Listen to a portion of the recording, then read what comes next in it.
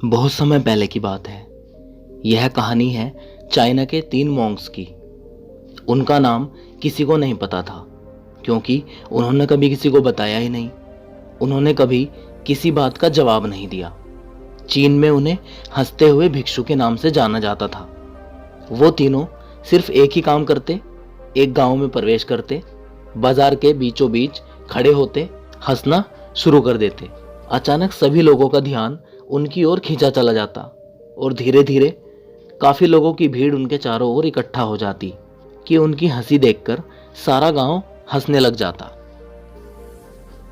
जब वो पूरा गांव हंसी के समुद्र में डूब जाता तो वो दूसरे गांव में चले जाते। वे ना तो कुछ बोलते थे, ना कुछ उपदेश देते थे, ना कोई शिक्षा देते थे। वो तीनों जहां भी जाते अपनी हंसी से ऐसा माहौल बना देते कि लोग अपने सारे दुख भूलकर बस हंसने लग जाते। धीरे धीरे चीन के लोग उन्हें बहुत प्यार करने लगे और वो पूरे चीन में फेमस होते गए, 3 लाफिंग मॉन्क्स के नाम से। चीन के लोग उन्हें बहुत प्यार करते थे और सम्मान करते थे। इससे पहले और इसके बाद कभी किसी ने ऐसा प्रचार नहीं किया था कि जीवन सिर्फ एक हंसी होना चाहिए और कुछ नहीं। वे सिर्फ विशेष रूप से किसी पर नहीं हंसते थे।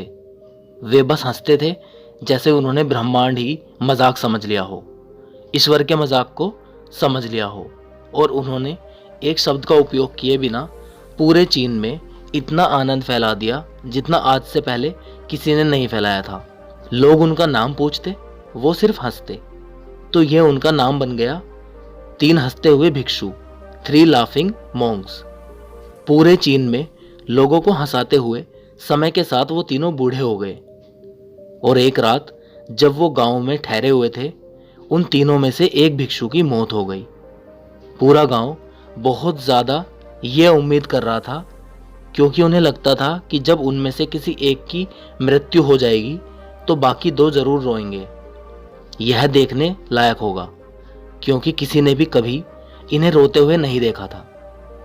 जब सुबह हुई तो पूरा गांव इकट्ठा हुआ, लेकिन दोनों भिक्षु तीसरे भिक्षु की लाश के पास खड़े होकर जोर जोर से हंस रहे थे। ऐसी हंसी जैसी उन्होंने आज से पहले कभी ना हंसी हो। गांव के कुछ लोग बुजुर्गों ने उन्हें समझाने की कोशिश की कि यह आपका साथी था, इसकी मृत्यु पर आपको हंसना नहीं चाहिए। तब उस दिन पहली बार उन भिक्षुओं ने बात की और कहा, हम हंस रहे हैं क्योंकि यह आदमी जीत गया है। हम हमेशा सोचते थे कि पहले कौन मरेगा, लेकिन इस आदमी ने पहले मरकर हमें हरा दिया। हम अपनी हार और इसकी जीत पर हंस रहे हैं। इसके अलावा यह कितने वर्ष तक हमारे साथ रहा, हम एक साथ हंसे, हमने एक दूसरे की उपस्थिति का आनंद लिया। उसे अंतिम विदा देने का इससे अच्छा तरीका और क्या हो सकता है। हम केवल हंस रहे हैं, लेकिन पूरा गांव उदास था। जब मृत भिक्षु के शरीर को अंतिम संस्कार के लिए चिता पर लेटाया गया तो सारे गांव वालों को एहसास हुआ कि ये दोनों भिक्षु केवल मजाक नहीं कर रहे हैं, और वह तीसरा जो मृत था वह भी हंस रहा था।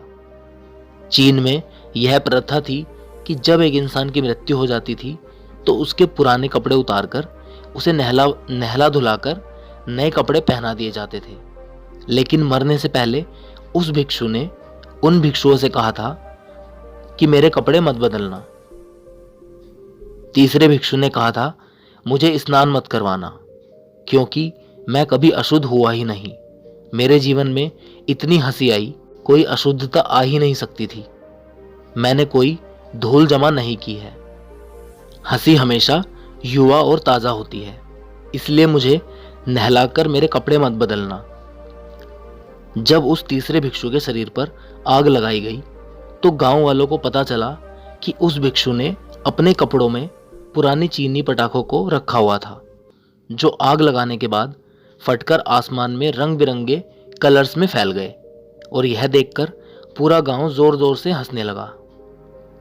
तो इस तरह वो तीसरा मॉन्क मरते हुए भी पूरे गांव को हंसा गया। यह देखकर बाकी दोनों भिक्षु ने कहा, चालाक आदमी, तुम मर गए, लेकिन तुमने हमें एक बार फिर हरा दिया।